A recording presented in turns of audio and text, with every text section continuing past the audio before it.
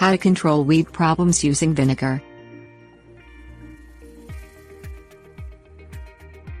Vinegar's use as a weed killer has been known for years, and its use as a good organic herbicide to control weed problems is a tested fact. To safely use a vinegar solution for lawn weed control, it must be mixed up properly and used correctly. Things you will need: vinegar, rubbing alcohol, liquid dish soap, garden sprayer. Buy the right type of vinegar for weed control. Regular grocery store white vinegar, which is 5% acetic acid, can be used to kill weeds but may not be strong enough to work every time. It can be boiled down to make it stronger, but it will usually work for most weed control problems. There are stronger agricultural vinegar solutions available for killing many weeds. Stronger agricultural vinegars are potentially dangerous, and if used incorrectly can damage the soil. Go to one of the big box stores and buy the cheapest vinegar, usually around $2 a gallon. Also buy a cheap liquid dish soap. Look for one that says detergent on the label but not antibacterial. The soap will help the vinegar to stick to the leaves and not just run off. Lastly, purchase rubbing alcohol, usually sold as a 70% solution. A quart container of it will last a long time. This weed control solution is a cheap way to kill weeds because of how cheap the ingredients are and because of how little has to be used to actually kill weeds. Mix up the following recipe or find one on the web.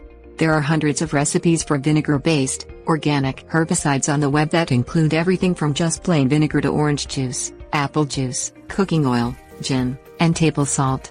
Salt is often cited as an additive, but it can ruin a soil and gradually leach into the surrounding untreated area to kill plants there. As for the other additives, after doing quite a bit of research and experimentation, I found this basic recipe works very well on nearly all types of weeds. Mix 1 gallon of white or apple vinegar with 2 ounces 4 tablespoons of the liquid soap, and half cup of the rubbing alcohol. Place this solution in a garden sprayer and apply it to any plants just to the point of wetting the leaves well. Realize that this solution is a non-selective herbicide that will harm or kill any plants it gets on, including grass. It is also not systemic, meaning it will not be taken up by the plant or carried to the roots. It will only kill back the parts of the plant it is sprayed on, and if the plant is young, that will be enough to kill it totally.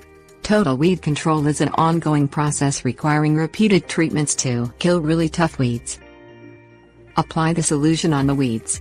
For older, well-rooted plants, reapply the solution as the plants grow back.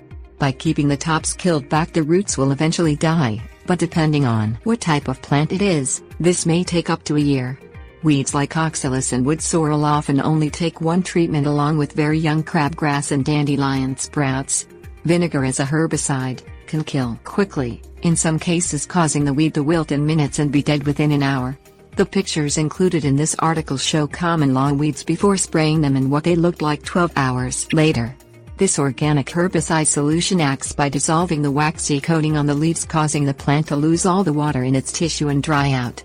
Unlike MSMA weed killers, this solution is non-systemic, which means it is fairly safe to apply this herbicide around larger bushes and shrubs. It will only affect the leaves and green stems it gets on. As long as any bush is not covered with it, only the leaves it happens to get on will be killed.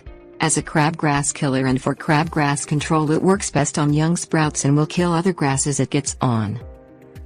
Understand the uses of a vinegar herbicide. Because it is a non-toxic herbicide, this vinegar weed killer is great for lawn care spot treatments at any time, as it is a pet-safe weed killer. Be careful not to overspray the solution onto any grass that's desirable, and remember to only use enough to wet the leaves of the weed, not drench it. Using vinegar as a soil drench will kill plants, but it will change the pH of the soil, which will affect what plants can grow in it in the future.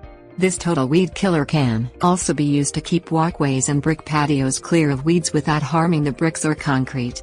Because it kills by drying the plants out, the best time to treat weeds with this solution is when it is warm and they are in the full sun.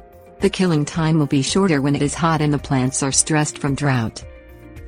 After the first treatment to control weeds, keep an eye out for any new growth from existing roots, such as the tap roots of dandelions and the bulblets of nutgrasses and clovers. Then retreat any young sprouts as soon as they appear. By repeatedly killing off the tops, the roots will be starved out and will die off. Be sure kill any weeds before they have a chance to bloom and go to seed. This means the best time to treat weeds is when they are young and small. I keep a spray bottle of this vinegar weed killer with me when I mow the lawn and spray any weedy patches I find.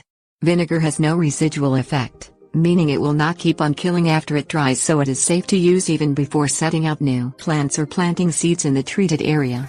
This also means the dead weeds and lawn clippings from weed control treated areas are safe to feed the livestock or place in compost piles, unlike those treated with chemical weed killers like MSMA.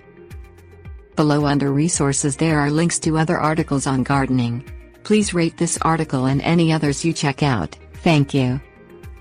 All contents and photos copyrighted by a poet. Tips warnings. To make smaller amounts of this solution, just use the ingredients in the same proportions. Mark all containers used to store weed killer in. Rubbing alcohol is a poison to drink. Don't get this solution in the eyes.